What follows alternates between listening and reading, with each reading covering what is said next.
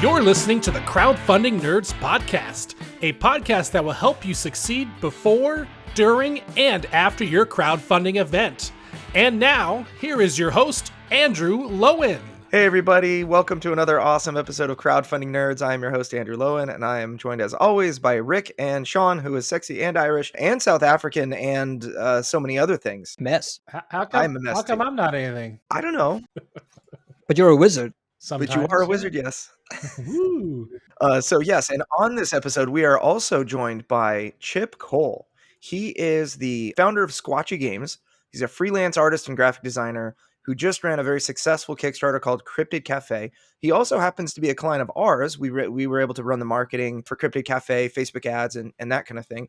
And in addition to that, of course, I can't go without mentioning Deliverance. He's creating the rulebook for Deliverance. And so I have a lot of personal experience with Chip, and Chip has a lot of personal experience with us. How are you doing? Yeah, doing great. Thanks for having me. This is awesome. And so on this episode, what we're planning on talking about is work-life balance as it relates to Kickstarter, which is Chip would know a thing about because he has more kids than me. He has 9 children and a successful marriage, as far as I can tell. And He seems pretty happy. yes, and he does a lot of stuff, man. This guy, works. He does a lot. He balances freelance, and of course, he has to remember all of his children's names and everything like that. I have a lot of kids, and I'm trying to be a business owner and a designer of games and that kind of thing. And Chip is just several steps ahead, so I can't wait to get his perspective on all things. I mean, we always start up with this "What's Up, Nerd" segment. I figure I better ask it again. What's up, nerds? So we are in the process of creating a course for the Board Game Design Lab. We had our first sort of session today with a really cool guy called Chris Reese, and he's created a game called Damnation, this gothic horror game. And it's going pretty well. I know, Andrew, you probably could talk a little bit more about it. You were on it a little bit longer than I was, but it's an exciting project. Yeah, Gabe Barrett reached out and asked, he said, hey, I have this website. It's called bgdlplus.com. That's Board Game Design Lab, just abbreviated, plus.com. And he wanted it to be a site for designers and industry professionals to get, just a giant hub of information. And he asked us to create a course on marketing. He's like, what would you guys do for marketing? And so what we decided to do was, there's a service that we provide, which is where, we'll take a designer and then build their ad campaign right in front of them. It's most oftentimes a designer that is maybe not able to afford a monthly management, or maybe somebody who knows enough or is willing to get their hands dirty, but just needs a little bit of a push in the right direction. What we do is we build audiences and ads and everything live right in front of them on a Zoom meeting. So what I thought would be a great idea would be to actually record a live case study of us doing this for one of our clients. And so that's what we did. So we're featuring this live case study as something that you'll be able to download, and I don't know for how much or whatever at this point, but we're going to fill it with some really great content as far as how to run a great ad campaign on a shoestring budget. And so that's what we recorded today. We had some fun. On a side note, one of the more interesting Kickstarter games out there, Star Citizen, apparently they raised another $50 million in the last 9 months. This is like the never-ending raise money and never produce a complete product. Yeah. And In fact, I heard rumors that there's a class action lawsuit. I can't find it right now, so I don't know how truthful that is. But at the same time, they're still in, quote, development. How long can a company be in development before it's finally just like, sorry? Yeah. So, whenever a class action lawsuit comes out, I tend to take it with a grain of salt, because sometimes it's like, oh, do you have mesothelioma, or, maybe you were exposed to asbestos as a child one time, and so let's sue for millions. What normally happens is the attorneys get all the money and you get your $12 check in the mail, joining a class action lawsuit. And so I tend not to be a real fan of that. The thing is, with this Star Citizen class action lawsuit, I kind of took the same view, but I guess what happens in Star Citizen, they sell ships for thousands of dollars. So after you have crowdfunded and, you can at the moment walk around and explore, and, the game is playable, you can buy in-game items, and these ships, like large epic ships are thousands of dollars, $4,000 for a ship. And evidently what's been happening is people have been buying ships and they are not made. Like they haven't even started to make the ship that they bought for thousands of dollars after having backed. And so that's where I think that the class action lawsuit, or I don't even know if it's a class action, it might be just a simple, like, if you bought a $5,000 ship with Star Citizen and you're pissed that you don't have it after 4 years, then join this lawsuit. They still don't even have an official release date. I think it's been like 8 years now since their initial Kickstarter. I don't know. I think they kickstarted in 2013, and I don't even know if that was the initial one, but that might have been a secondary one. So I think they did some fundraising before that. Like I know, like I think if you're doing a Kickstarter, I think a reasonable will be like 1 to 2 years, 2 years max. I think 8 years is a little extreme. Yeah, this game has so much potential, and it just seems like they keep, like you said, they keep dragging, and at the same time they keep funding. So I'm assuming they've been using all their funds because they keep getting more and more. I mean, $350 million. I mean, that's a blockbuster movie. All right. Yeah. Let's get into our subject at hand. Chip is here to really chat and kind of dive into work-life balance and what that looks like for him, and advice that he might have on that front. So just to kind of tee it up, what is work-life balance to you? What does that mean to you? Oh man, it's changed over the years, and I think I finally got to a spot where I'm happy about it. So I think I want everyone to be happy. I think is what it boils down to, right? That they're happy with the amount of time they see me.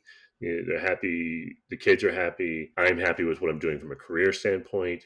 I think once you can get all of that running and everyone's in a happy spot, then you found a really nice work-life balance. And then, I think in previous years, it can get tricky where, okay, a job might be demanding of you too much. And so now you're not happy in that space, but you might be happy still at home and happy with the kids. So getting all those to align just right is tricky, but it's definitely rewarding when you do it.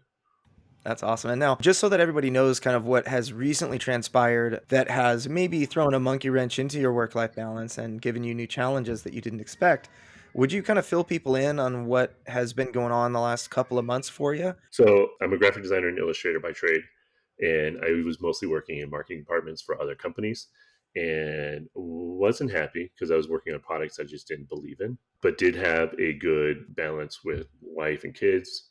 Come home at 5:00, I shut off the work, and I was able to do all that stuff. And then after my third layoff, I finally said, okay, I'm done working for other people, and we're going to work for ourselves. We're going to take our skills to the street and see what we can produce. And started getting into doing freelance and illustration for some of my former employers, but then transitioning into the board game space.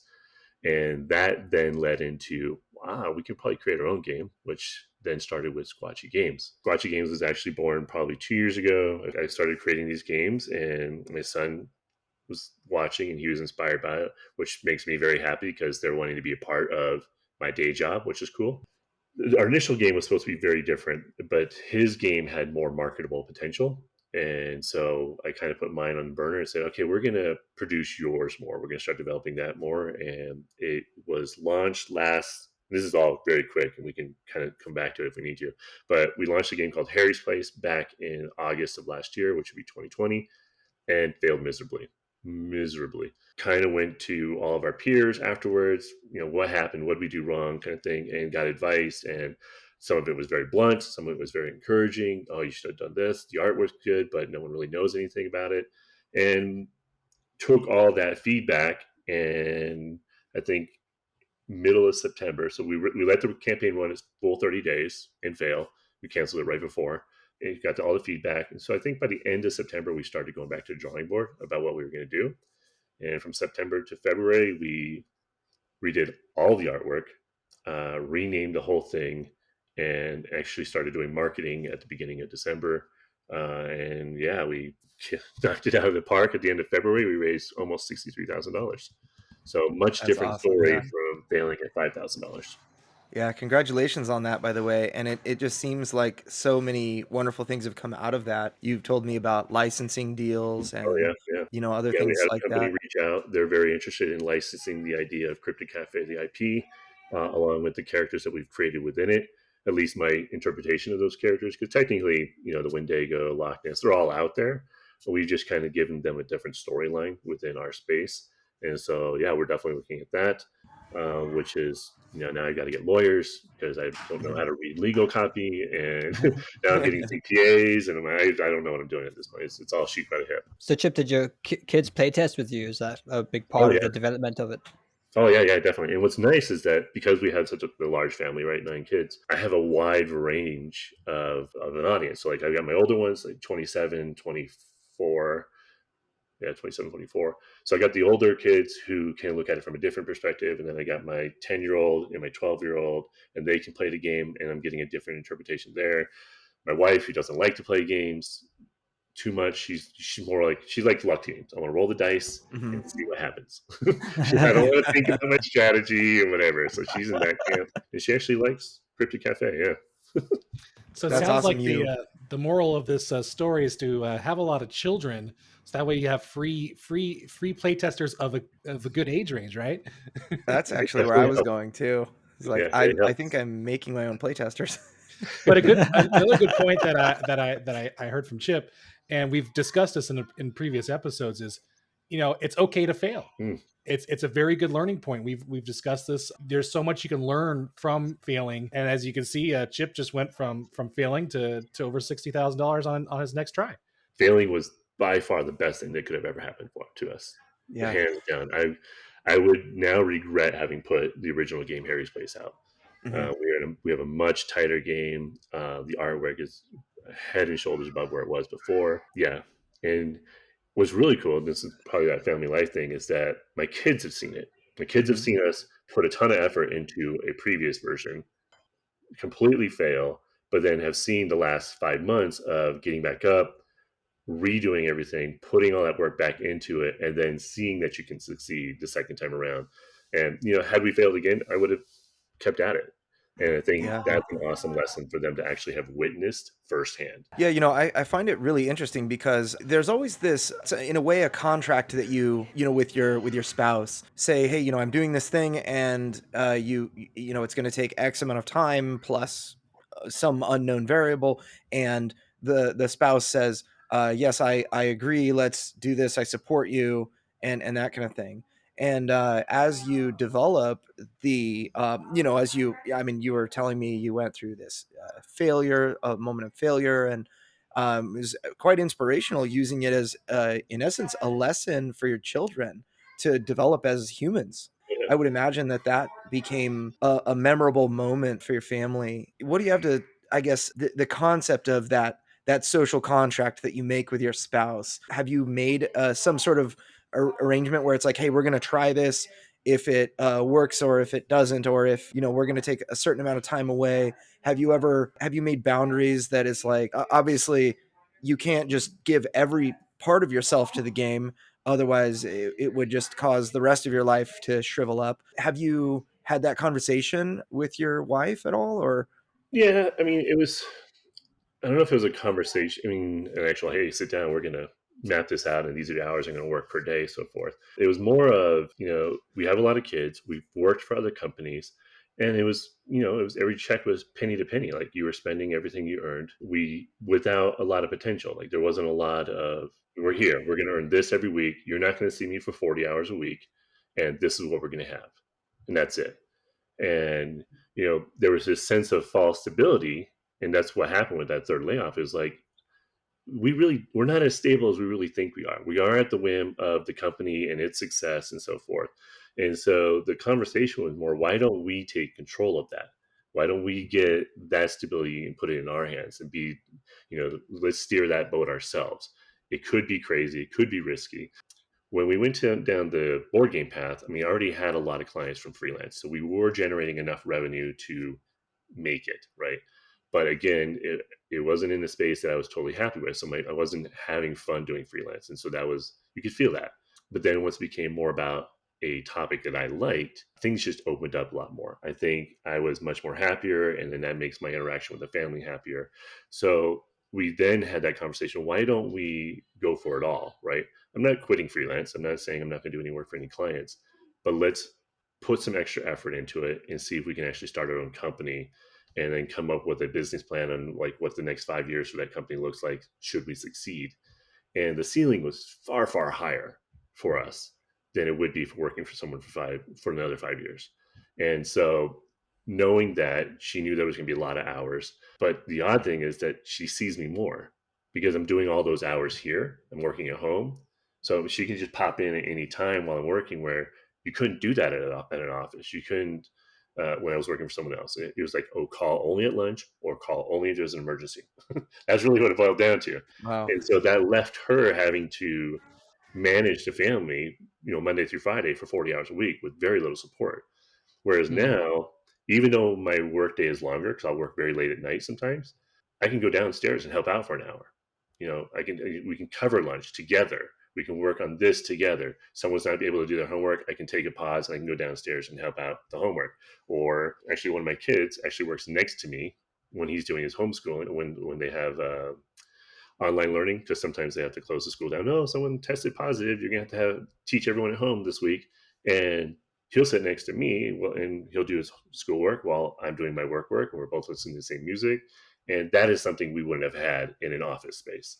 So I definitely work more, but we definitely get more face time out of it. So there were two things that I heard. Number one is that you are a freelancer and you kind of have to balance that against the work that you do for yourself, which up until, Cryptid Cafe was successful on Kickstarter and gave you a big check, it only cost, right? It cost your time, it cost resources, but it didn't necessarily make money until Cryptid Cafe funded on Kickstarter. Then you made a pretty penny. And of course, you're working for the potential there. So first question is, how do you balance freelancing for other clients, like let's say myself, with the rule book that you've been working on? That's something like that with your own work. I think leading up to the campaign, it's not too hard to balance it. Basically, I try and make client work the 9 to 5 work, and then I'll do my own personal project in the evenings, right? Again, which sounds like a lot of work, only because you're having to deal with time zones and things like that. And the client has other deadlines that they're trying to meet. So doing that work during the day makes the most sense from a business standpoint.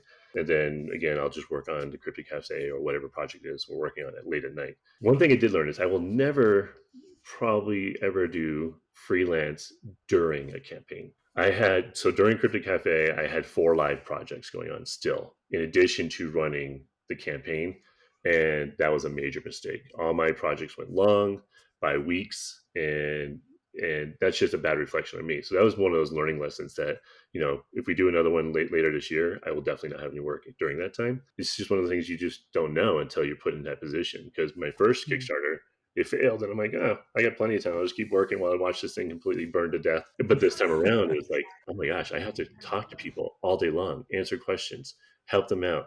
They don't understand how to make a pledge, or they have questions about the meeples, and are they going to have this? Are they going to have that? And what are stretch goals that you're going to do that you haven't revealed yet? Well, I'm like, I don't want to reveal them because I'm trying to create a sense of urgency here. So I'll let you know when they come out. And so it was way different this time around, having to run the campaign. So again, going back to freelance, I think it's easy to manage it if I just separate it out as almost 2 shifts. There's like a day shift working for clients, and there's a night shift working for myself. And we'll keep that up until the day shift of my games actually outweighs the freelance, right? There might be a point where I start flipping it, where I have to do Squatchy Games 9 to 5 and a project or 2 at night. And then, ideally, I guess at some point, it's Squatchy Games takes all my time. If we're successful enough, right? I mean, that would be the goal. You talked about how you schedule your work hours. Do you then also have very intentional and scheduled family time? Maybe like on the weekend, say this time every week is family time, and this is where I invest into my wife and kids. Oh yeah, for sure. I try and be done by 5 every day, so it's still a 5 o'clock thing. I have late mornings. Like, I actually probably don't sit down to the computer till almost 9:30 because we're making breakfast for the kids, getting them ready for school. And so I don't want to just check and see what they're wearing and then send them out the door. I want to make sure that I'm there in the morning with them. All the standard parenting stuff, brush your teeth, just make sure they're prepared for the day so they have the best success possible. And then when they come home, I'll jump down and make sure they got their snacks with my wife. And then I'll finish up, and usually off about 5:30. And then it's all about, we're going to make dinner together. We may have a movie night. From 5 to about 10 is family time. And we'll do dinner. we'll watch a movie together, and then my wife and I will maybe watch a show or something like that. My office is currently set up in our bedroom, which is not ideal, but she's still like 10 feet away from me. She can be watching TV, reading a book, and she kind of has access to me because I'll jump back online about 10 o'clock and go from 10 to 3 on an average day. Okay, wow. Yeah. Hey. Now, you did mention that if you did your next Kickstarter, you try not to do other projects during your Kickstarter. During your Cryptid Cafe Kickstarter, did you have any life balance issues, or is there anything you would recommend to listeners who may be in the same boat as you when they're running their Kickstarter? It's funny because you read these. There's actually lots of articles. Hey, make sure you set aside time to run your Kickstarter. And I read them. I'm like, whatever. And I'm thinking these are weekend warriors. They have a normal job 9 to 5, so I can understand why they need to set time aside to run their Kickstarter. And set time aside to run your Kickstarter. Give everyone a head's notice that you're going to be on the computer 12 straight hours, 14, whatever, because you have so many things going wrong. You have so many people you have to talk to. And I had absolutely no idea, again, that it was going to be that much. And even after the first week, I'm like, it should slow down now. I think we're going to be okay. No, and we ran a 30-day campaign. So it was 30, 12 to 16-hour days straight. The family was very accommodating, and I don't think they didn't get very much notice. Like, they were kind of caught off guard that it was going to be that much time, because I was caught off guard at the same time. Knowing now, they're going to know. They're like, okay, we're getting ready to launch. Not going to see Dad. He's going to take a month off. So say hi, tell him whatever you need to tell him, kind of thing. But they were also excited, like, because they were following. Like, oh my gosh, Dad, you did this. You reached this level. You raised $15,000, which was kind of pretty close to our goal. So once we met our goal, they're all excited, and they're sending me messages from downstairs. I'm like, you guys are downstairs. Just come up and say hi. That kind of thing. And then he's like, oh, you got 1,000 backers. And I'm like, you're in school right now. What are you texting me 1,000 backers for? You should be studying your math right now. Even though it took a lot of time, they were so psyched about the whole process, right? They were into it. I mean, just absolutely into it. And my daughter's like, you need a TikTok account. I'm creating a TikTok account for you. I'm like, whatever. You're going to have to manage it because I have no idea how to run TikTok. She's like, okay, great, no problem. And so she's like, she started doing TikTok stuff. I have no idea what we post on TikTok as a company. I'm not going to check it out. I don't know what she's saying or anything, but it was interesting because everyone, once they started seeing the success of it, they want to be part of it. So my wife's like, I have to edit all of your emails. I have to edit all your updates. You are a terrible writer. You have no idea how to use a comma. And so I'd wake up at 10, I'd write the thing, or not wake up at 10, but at 10 o'clock, I'd write my update for the day, and I'd send it to her and wait like an hour for this. It looked like a piece of paper has just been slaughtered, right? It's just red everywhere of what I've done wrong. And just, no. And we'd sit here for another half hour, rewrite my post, and eventually send it. And I will have made, like, before I sent it, I made one small change before, without seeing her. She's like, are you kidding me? I read the thing and you went and changed this and it's wrong. Like, oh, yeah. So there was actually a fear of doing updates for a while, not because I didn't want to tell the client, the backers or anything. I just was afraid of her reading it. I felt terrible afterwards. That's a terrible writer. One of the things that I read frequently about kind of setting clear expectations is setting expectations for your backers as to when you're going to reply, when your hours, I will comment or respond to comments between this time to that time, or, comments and messages. If you had to do it over again, what would you do in that area? While we didn't say this is our this is how we're going to communicate, we did develop an expectation to pattern. Our updates came out when we did our updates. They were probably every 3 days or so. So it wasn't an everyday thing, because I'm not a fan of campaigns that just hit me every single day with something just to say something. So we did them on average about every 3 days, and they came out almost always between 12 and 1. That allowed us to handle things that we needed to in the morning, then, make sure all the ducks are in a row, and then create the update, versus let's create the update first thing of the day and then put out a fire afterwards. So I like the midday update. I would definitely do that again. I liked our spacing, because between the 2 update days, I can get a lot of the other work that need to be done on the campaign, versus I need to write an update every single day, because they are time consuming. Things that I would probably try and create a template in the future, right? Kind of like an outline template. We're going to cover what's new, or what we just achieved, what's coming up, and what you can do. That's kind of like, I think that's what we eventually boiled down to in our in our updates. We had like, hey, we unlocked this, we're going to announce this, and you can do this to help us out and get us further along. So it kind of became a three-part outline. That was helpful. I wish I discovered that earlier on, but we'll definitely kind of follow that format moving forward. Absolutely, just took notes, what we achieved, what's new, and how you can help as a backer Right. update. That's Yeah. awesome. I also agree with the 3-day update. I like that cadence because it's not too frequent. Like you said, you're not feeling like you're spamming people. Also, I feel like if I had to write an update every day, that would be half my day just writing the update, or a quarter of my day, right? Yeah, it is Um, Maybe they can do that on campaigns where, like a CMON campaign or a Mythic Games campaign that just they know are going to explode and reach a minimum of $1 million to $3 million, right? Well, Maybe Awaken they Realms. have a team at that point, right? I mean, those. Yeah. I think once you get to a point where you could have a team and you have someone who's managing your social or managing your outreach kind of thing, then I could see you probably Mm. increasing that frequency again with purpose, though. Like, I wouldn't want to Yeah. just say, "Hey, we're all having lunch today. That's update number 7. We'll see you later." Right? Yeah. That's just goofy. You want to be able to communicate with purpose and tell them, okay, this is what's happening, right? Mhm. This is what's going on. And you need time for things to actually develop, right? You can't just be like, oh, one day passed and all of a sudden we've developed an entire new race for our game. Pretty surprising, right? So we've got a new update. And it's like, no, it was planned, and you probably could have planned it for a better space or whatever. For those people who are doing it themselves, and that was basically me, because I am with the exception of my son, helping design the original concept. The board game designer, I was the illustrator, I'm the graphic designer, the rulebook writer, and for the most part, with marketing assets, obviously with you guys helping with placement, audience building, and stuff like that I did not understand. But email was on us. My daughter eventually took over the Instagram campaign, my oldest daughter, because she has to do it for her band.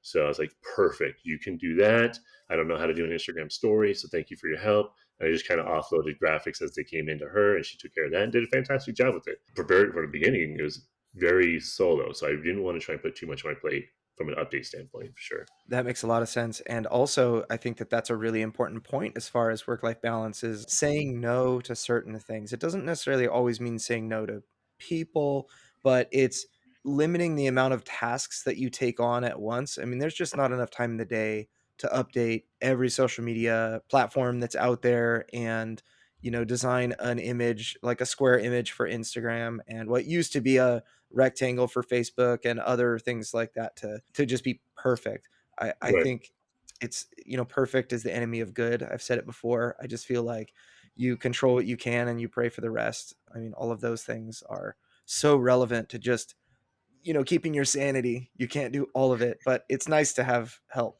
I find in my own pursuits that, we run a Facebook group, we have a Discord, and of course our email list. And I actually have fans of mine as admins on some of those things, like the Discord is a Discord and Tabletop Simulator. Both of those things, there are people that do that for me. Sure. I Like, get to be involved in Discord, but a big, huge fan that loves managing our Discord server asked if he could, and it's like, why, yes, I would love that. I think accepting help like that from excited fans is kind of an alternative if you don't have homegrown labor, right? right, right. No, that makes a lot of sense, and I think we're in a bit of a different boat because we really didn't have that base yet, right? We didn't have you are far, far away ahead of us than we were at this time. So a lot of it was on our shoulders. But I think moving forward, we will eventually start developing those champions. And they are the ones that, volunteer to work your booth. They're the one that helps in exchange for a copy of the game or the flight there and so forth. I look forward to when we can offload some of that. Not necessarily because I want it to be for free or anything like that, because I just want people to believe in it as much as we do. And that's what you're really looking for. Someone's like, yes, it's amazing. I'm so excited to just help. I'm here just because I'm so excited. I want to help them out. Right. There's that level of enthusiasm that becomes infectious and it gets more people on board. And in your case, when you have a fan who's running your Discord channel, that says a lot about their belief in your product and what you're doing and what you're trying to create. And it'll be a lot easier for them to then express it to potential new people, right? Yep. It's so much easier to buy something off of someone who is just out of their mind excited about something, right? Yeah, I 100% agree. And it's interesting because board games, as just a general industry, they are a really fun thing to do in your spare time. A really fun thing to talk about. They're fun to play. They're fun to have involvement in. And when I always consider, like, when I develop a fan, it's not it's not necessarily a fan of myself. It's a fan of the product, and it's almost like I am also a fan of my product, and we're kind of able to congregate around this common thing that we all love. So I think that it's if people volunteer, it's a real mistake to say, no, it's okay, I don't need that help. But I've had graphic artists offer, oh, I would love to do all this for free. And while I don't want to take advantage of a graphic designer, if I really needed help in a pinch, I know that if they are so excited and wanted to do something for free for me, I will sometimes give them the opportunity. So Chip, you mentioned that your workday ends at 3 o'clock and then it starts at 9:30. So you get about 5 hours sleep a night. Is that correct? Yeah, that's about right. Okay. I've been doing that since college. So, I mean, I don't recommend it, but I have definitely trained my body for it. Because when I was in college, I already had 2 kids by the time I graduated. So I was doing parenting, full-time school, and working, 30, 40 hours a week to pay for everything and then do your homework after work. And there And were then multiple times in college where it was 48 straight hours a week Hmm. because you just Wow. had to get everything done and so forth. So my body is very used to waking up early, manage the kids, and going to bed very late.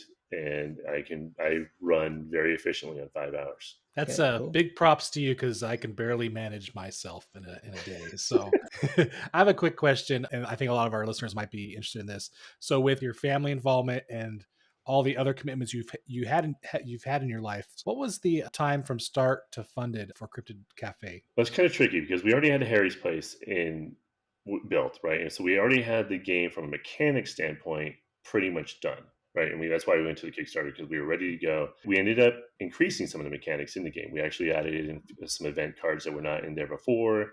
We changed up some of the math a little bit to make it a little bit more difficult. I think what the problem with Harry's Place is we came in and we were trying to make a game for everyone. And that is advice I would give to everyone: not to make a game for everyone. Make it for your market. Make it for that specific set of players or that specific set of fans. There are enough people who will back it to make it successful. There's an audience that's big enough to make it work, unless it's some, I guess, super obscure, maybe, where it's a goat worshiper, cheese making, going down the mountain game. I don't know, maybe that's Yep. a small audience, but for the most part, you're going to find an audience that is in tune with what you're creating, and that'll be big enough to back it. Because I guess on average, you only need like 300 people really to back a game, and we've got millions of people in the U.S. alone, right? That I can't imagine you can't find 299 other people like you to create that game. Going back to your question, it took about 6 months from when my son presented it to me, his version of it, which is very bare bones, to get it to where we were at Harry's Place. That included me drawing all the creatures. These were all made up creatures at the time, box art, testing it, and we created a couple of prototypes and sent them out, and they got lukewarm responses. So that was the first 6 months.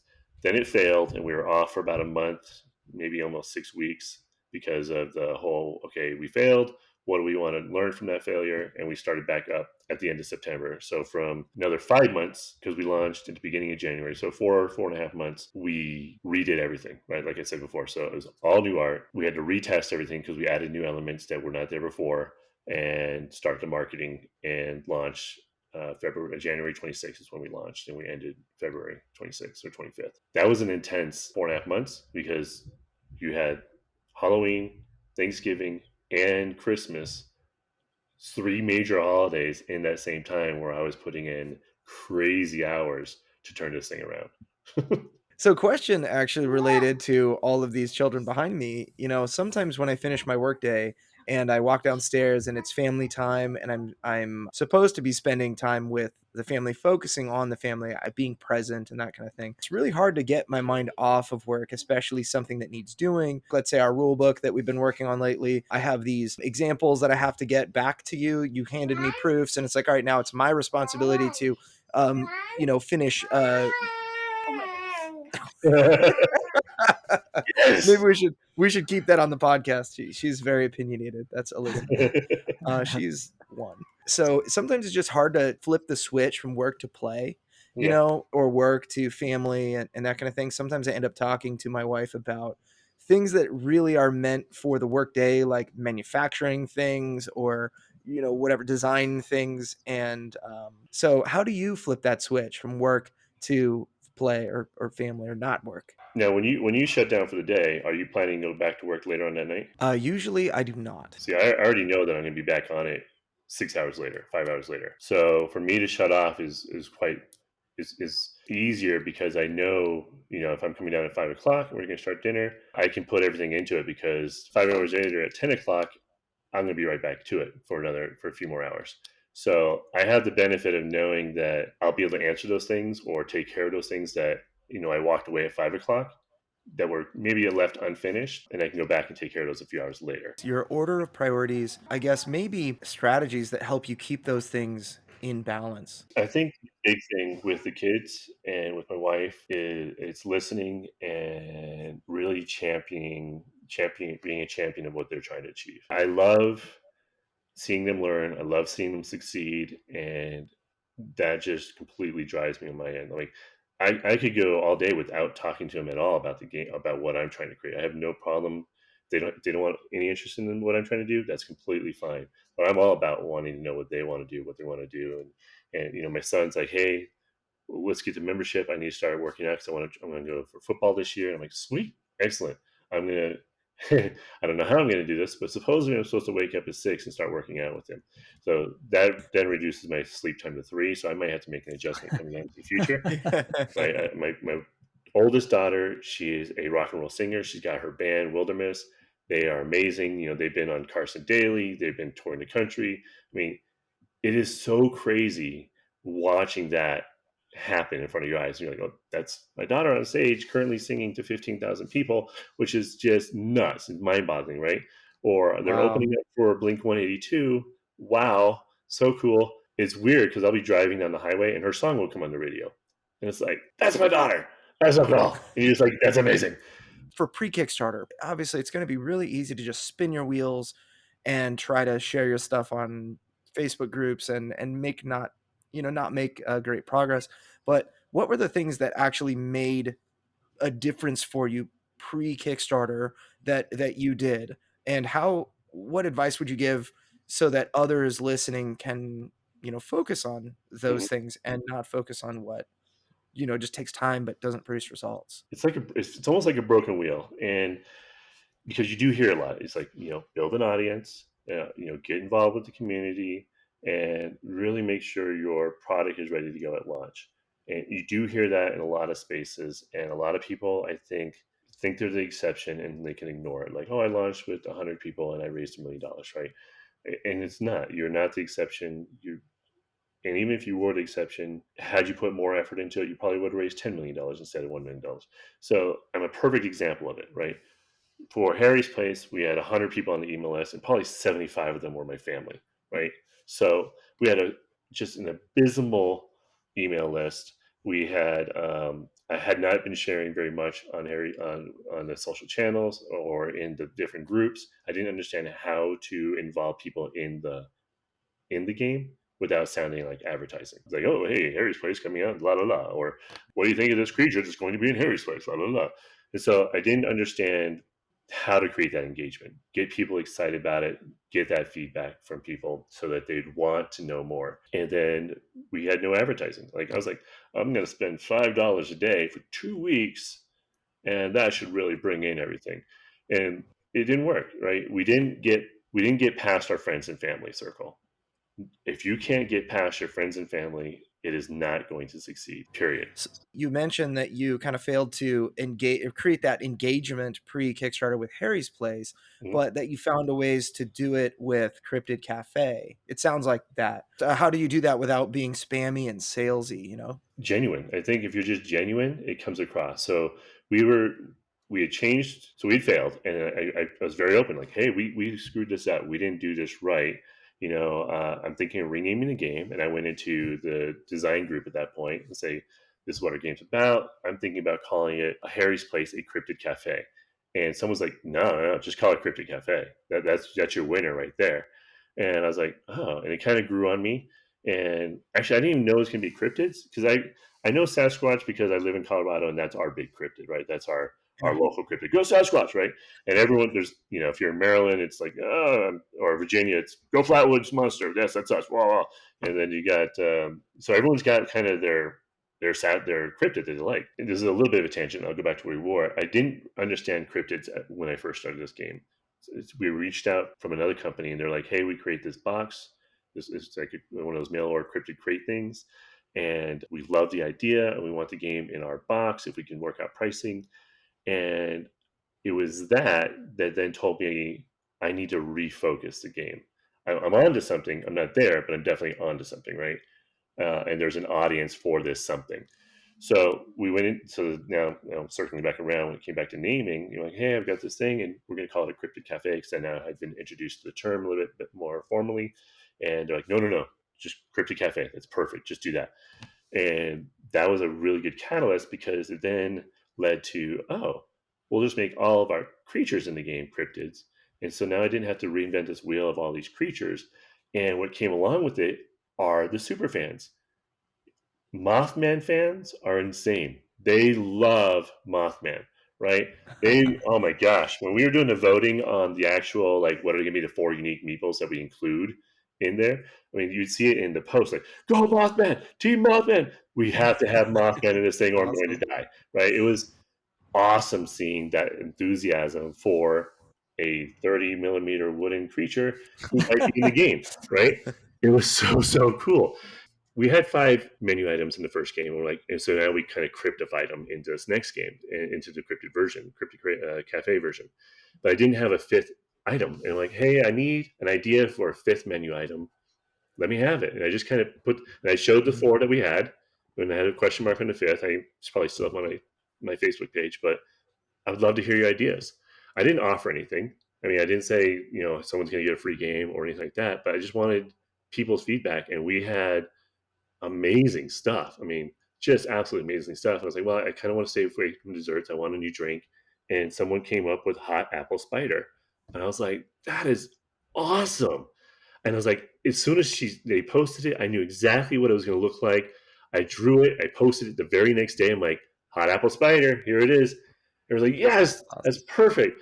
And, afterwards, I'm like, you know what? I'm sending you a game. That was a brilliant idea. You're going to get a copy of the game. And I actually might use one of the other items that they came up with, which was Tiramisu, which was a fantastic name. I was like, Tiramisu, I like that. But we already had our desserts. But now that might be a title of another game that I've already got going on that, Andrew and I just talked about a couple of days ago. And, if that's the case, then yeah, I'll send them a copy of the game, because it was a brilliant idea and they should get something for it. So as far as sounding salesy, I didn't offer a reward for it, right? I just wanted their feedback, and they were super excited about it. And when they saw that I incorporated that feedback, they knew I was listening. And I think that was the absolute key, because, like, we had feedback on a lot of the artwork. They feel like they're just kind of pasted in the restaurant. They're really not doing anything. I was like, oh man, that's great. I didn't see that. And so then we started creating characters that were actually doing things in the restaurant. So, like, you have the Loveland Frogman, and he's got his wand, and he's making the salt and pepper shaker balance in air. So now he's doing something within that space. And the Bunyip is having trouble with his laptop, and the Thunderbird is actually playing chess, right, in a cafe. So we had them start doing all these cafe things, and it showed that we listened, and people loved it. And they started suggesting, like, what could the Yeti be doing? He could be reading a book about taking a summer vacation, right? So again, all of that listening and acknowledging what they were saying, incorporating it into it, and making them feel like they were part of that development process was huge. It was so cool to see that. Going back to our email list of 100 strong people, 75 of them, including a grandma, being on that list, it was terrible. So I think you and I touched base, feels like it was in November or maybe late October, right around that time. We kind of crossed paths and like, oh, we might be able to help each other out. we might be able to come up with something where we both benefit. And I was thinking at the time I just needed every once in a while we get asked for high quality graphic designers and things like that, and it's like, Chip's a good dude who's been doing a lot of stuff in the in the board game groups and whatnot. Maybe he would be a good referral source, and I think that's why I originally reached out and said hi. Yeah, or something. I think that's what it was, something along those lines. I think in one of those conversations we saw that I was not doing advertising or marketing as well as I should within like Facebook and so forth. And the game industry spends a lot of time on Facebook, right? It's either there or BGG, and I don't know how to get my head around BGG. I still go there and I get hot under the collar. I'm like, I can't handle this site sometimes. And I don't know if it's just the bulletin board format or something like that. I need to get better at it, and I'm not good at it. So I was like, I'm going to just focus on what I do know a little bit of, Facebook. And I think you and I just sat down and did like a whole session about and this is kind of what you just said for our BGDL, right? Where you kind of sat down and walked, this is how we create an audience. And I was like, okay, perfect. Let's have you do that, because that's something I can potentially get off my plate. So one question a lot of people have, how far out do I need to start marketing? And I put us under the gun because I was doing a complete redo and I wanted to launch by the end of January. It's like, this is my timeline. Everything's going to be done, and we're going to hit this date. And so I only gave us, I think 2 months worth of advertising time. Like we did December and January. That was it. Yeah. But you guys managed to, knowing this Cryptid audience, you guys managed to really zero in on who they were going to be, what they liked. And we grew that list to over 1,000 people in 7 or 8 weeks. It was nuts. I mean, we have a great return on it. And what I learned from that, and I think this can apply to other people, is that you don't need to reach the entire board game industry. Again, you just need to reach those super fans that are in your niche, that like your theme. That's who you need to reach. Like we only reached 1,500. I mean, I don't want to say only, because we had 1,500 backers, right? Which is awesome. But again, in the big scope of how many gamers there are, we captured a very, very, very, very small bit of them, right? Yeah, that's awesome. Love it. All right, that's all the time we have for this week's episode of Crowdfunding Nerds. A big thank you and shout out to Chip Cole of Squatchy Games for joining us in this week's podcast. For more information on Chip, Squatchy, or Cryptid Cafe, visit his website at www.squatchygames.com. That's SQUATCHYgames.com. And of course, as always, if you guys have any crowdfunding questions or concerns for us, feel free to visit our website at crowdfundingnerds.com/question to put those questions in, and we'll respond to you as soon as we can. So thank you all for listening to us this week. Build those games, get those people, and stay nerdy. Agreed. That's a good one.